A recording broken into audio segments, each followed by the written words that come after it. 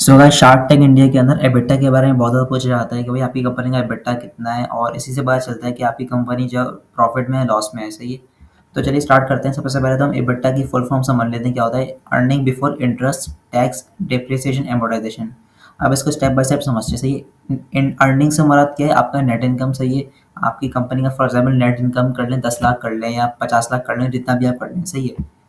और बिफोर का मतलब इन चीज़ों से पहले। सही है। वो चार चीज़ें कौन सी? इंटरेस्ट। इंटरेस्ट का मतलब आपने अगर किसी कंपनी से लोन लिया हुआ है, सही है, तो उसके ऊपर जो आपको इंटरेस्ट देना पड़ता है तो वो होता है आपका। सही है।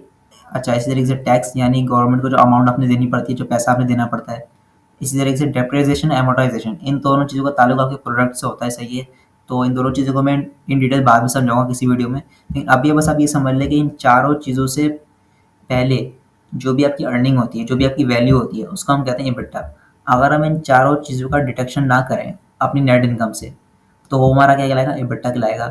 अच्छा, सपोज करें अगर हम हमारा जो नेट इनकम है उसमें उसमें हम लोग इंटरेस्ट और टैक्स को इंक्लूड ना करें, लेकिन हम डेप्रिसिएशन और एमोर्टाइजेशन उसको माइनस कर दें।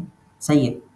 तो वो हमारा हो जाएगा एबिट। यानी एबिट बेसिकली क्या होता है? एबिट बेसिकली होता है कि हमारा जो नेट इनकम है उसमें से हम लोग डेप्रिसिएशन और एमोर्टाइजेशन उसकी वैल्यू को तो माइनस कर देते हैं, लेकिन इंटरेस्ट और टैक्स को शामिल नहीं करते। सही है। और अगर हम इंटरेस्ट और टैक्स को भी शामिल कर लेते हैं तो वो होता है हमारा इबिटा। सही है। तो अब मैं आपको लेके चलता हूँ कैलकुलेटर के ऊपर। सही है। अगर मैं यहाँ पर आऊँ, मैं देखता हूँ कि भाई हमारी कंपनी का नेट इनकम है वो कितना है भाई? 1 लाख है। सही है। और उसको मैं अगर माइनस कर दूँ कितने में, उसको अगर मैं माइनस कर दूँ 60,000 से। सही है। तो हमारे पास जो अमाउंट आई वो कितनी आई? 40,000। सही है। अब अगर ये अमाउंट में माइनस नहीं करता, सही है, तो फिर ये जो 1 लाख रुपए जो था हमारा, ये क्या था हमारा? ये था हमारा इबिटा। सही है। यानी हमारा नेट इनकम किसी डिटेक्शन से पहले। सही है। सो उम्मीद करता हूँ कि यार एबिटा और एबिट का टॉपिक आपको समझ आ गया होगा इन डिटेल। सही है। एंड डेप्रिसिएशन एमोर्टाइजेशन का टॉपिक जो है मैं अगली वीडियो में इन डिटेल आपको समझाऊंगा। सही है। थोड़ा टफ टॉपिक है। तो उम्मीद करता हूँ कि ये वीडियो आपको हेल्पफुल लगी हो। And thank you so much guys for watching this video and I will see you in the next one.